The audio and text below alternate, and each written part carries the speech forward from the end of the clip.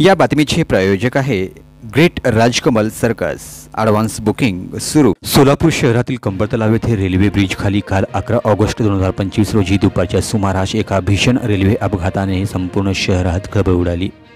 या अपघातात एका व्यक्तीचा जागीच मृत्यू झाला होता। अपघात इतका भयानक होता की मयत व्यक्तीचे मुंडके आणि धड वेगळे झाले होते, ज्यामुळे सुरुवातीला त्याची ओळख पटवणे कठीण झाले होते।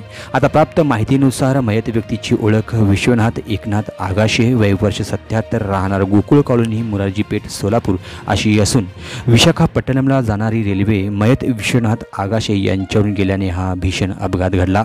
त्यामुळे रेल्वे पोलिसांनी मृतदेह ताब्यात घेतला होता। आरपीएफ विभागाचे डॉक्टर राहुल नाईक यांनी तपासणीनंतर मृत्यूची पुष्टी केली। दरम्यान 77 वर्षीय विश्वनाथ आगाशे हे त्या ठिकाणी कशासाठी आले होते? हा अपघात अचानक घडला की आत्महत्या होती, याबाबत प्रश्न उपस्थित होत असून या प्रकरणाचा सखोल तपास रेल्वे विभागाचे पोलीस जवान हे करीत आहेत। सोलापूर शहरात अशा घटनांमुळे चिंतेचे वातावरण पसरलं आहे। अशा ताज्या आणि महत्त्वाच्या बातम्यांसाठी आमच्या चॅनलला आता सबस्क्राईब करा, लाईक करा आणि शेअर करा।